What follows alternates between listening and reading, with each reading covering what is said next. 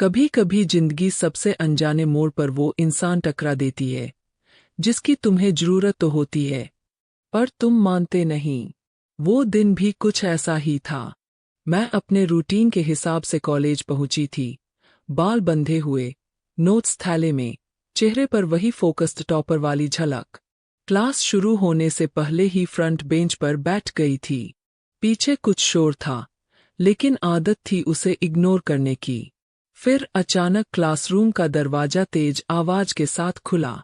एक लड़का, बिखरे बाल, ढीली जीन्स, एक हाथ में कॉफी और दूसरे में फोन, थोड़ा झुका, थोड़ा मुस्कुराया और बोल पड़ा, सॉरी सर, ट्रैफिक नहीं, नींद भारी थी।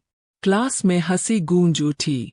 सर कुछ बोले उससे पहले ही वो बैक बेंच पर जा गिरा और बगल वाले से पेन मांगने लगा।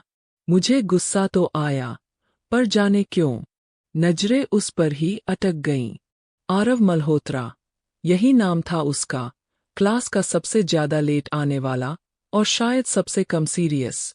मैंने खुद से वादा किया, इससे दूर रहना है, लेकिन काश दिल इतना आसान होता जितना दिमाग।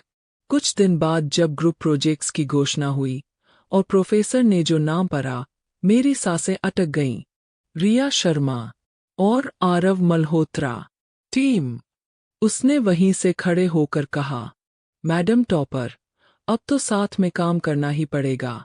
और फिर वही शरारती आंखें, जो जैसे मेरा मजाक नहीं, मेरी फिक्र कर रही थीं।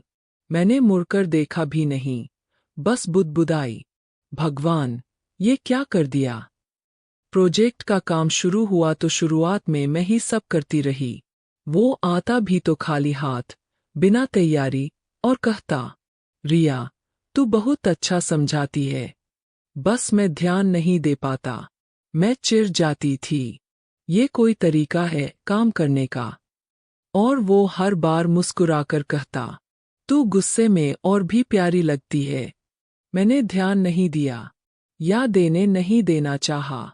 लेकिन एक दिन जब मैं नोट्स में उलझी थी और कुछ समझ नहीं आ रहा था, तभी उसने मेरे सामने बैठकर कहा, चल, आज मेरी बारी, मैं तुझे पढ़ाता हूँ। मैंने चौंक कर देखा, तू पढ़ाएगा?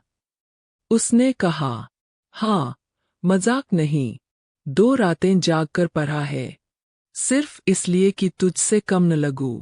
वो पहली बार था जब मेरी आंखों में उसकी तरफ इज्जत झलकने लगी। धीरे धीरे पढ़ाई के साथ साथ हमारी बातचीत भी बढ़ने लगी। वो मस्ती करता, मैं डांटती, फिर हंसी में सब बदल जाता। कैंटीन में कॉफी शेयर करना, लाइब्रेरी में एक ही किताब पढ़ना और क्लास के बाहर लंबी लंबी बातें करना, सब कुछ इतना धीरे और सच्चेपन से हुआ कि एहसास तक न हुआ कि कब हम सिर्फ प्रोजेक्ट पार्टनर नहीं, एक दूसरे की जरूरत बन गए। एक दिन बारिश हो रही थी। कॉलेज की सीढ़ियों पर हम दोनों बैठे थे। मैंने धीरे से पूछा, तू वक्त पर क्यों नहीं आता पहले? उसने कहा, क्योंकि अब तक मेरी जिंदगी में कोई ऐसा कारण नहीं था, पर अब है।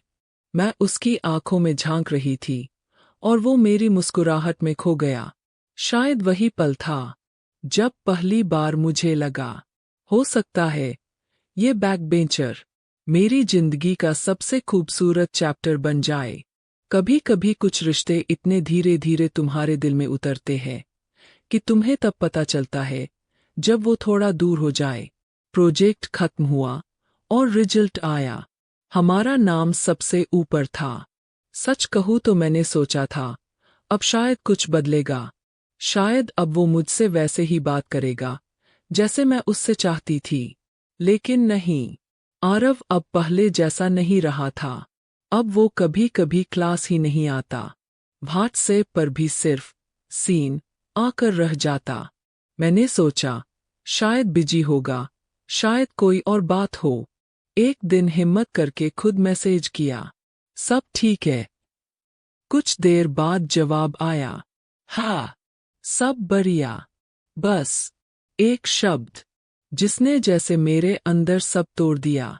अगले दिन क्लास में आया भी तो किसी और लड़की के साथ बैठा था, हंस रहा था, चुटकुले सुना रहा था। मैंने मुड़कर भी नहीं देखा, पर दिल, वो जैसे टूटकर किसी को पुकार रहा था। मैं खुद को समझा रही थी, रिया, तू पागल हो रही है। वो तेरा सिर्फ प्रोजेक्ट पार्टनर था, इससे ज्यादा कुछ नहीं। पर दिल कहाँ मानता है। कुछ दिनों बाद कॉलेज फेस्ट था। सबने कहा, आरव और रिया डिबेट में साथ जाओगे। मैंने बिना सोचे कहा, नहीं, मैं अकेले ही कर लूंगी। और शायद पहली बार आरव चुप हो गया। उसने कुछ नहीं कहा, बस चला गया। उसी शाम मैं लाइब्रेरी में अकेली बैठी थी, आंखों में थोड़ा गुस्सा और थोड़ा पानी। तभी पीछे से उसकी आवाज आई, अब भी पढ़ रही हो या मुझसे बच रही हो? मैंने देखा भी नहीं। कहा, तू कौन होता है ये पूछने वाला? वो पास आकर बैठ गया, एकदम चुप। कुछ मिनट वैसे ही बीत गए। फिर उसने धीमे से कहा, रिया, मुझे तुझसे दूर जाना नहीं था। बस मैं डर गया था। चौंकी। डर? किस बात का? उसने मेरी आंखों में देखते हुए कहा, तू टॉपर है, तेरे पास क्लियर प्लान है, डिसिप्लिन है, नाम है। और मैं बस एक बिखरा हुआ लड़का जो शायद तुझसे प्यार करने लगा है, लेकिन बता नहीं पाया। मेरे दिल की धड़कनें रुक सी गईं। प्यार? मैंने पहली बार खुद को रोके बिना पूछा, तो फिर भाग क्यों गया था? उसने हंसते हुए जवाब दिया, क्योंकि टॉपर से हारना मंजूर था, लेकिन तुझे खोना नहीं। और शायद वही पल था जब मेरे अंदर का हर डर पिघल गया।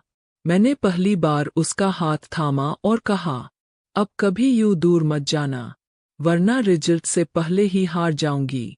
उसने मुस्कुराकर कहा, अब तेरे हर एग्जाम में पास होना है, क्योंकि तू मेरी जिंदगी का सबसे बड़ा प्रोजेक्ट बन गई है। और उस दिन एक टॉपर और एक बैकबेंचर ने पढ़ाई से हटकर दिल से एक दूसरे को पढ़ना शुरू कर दिया।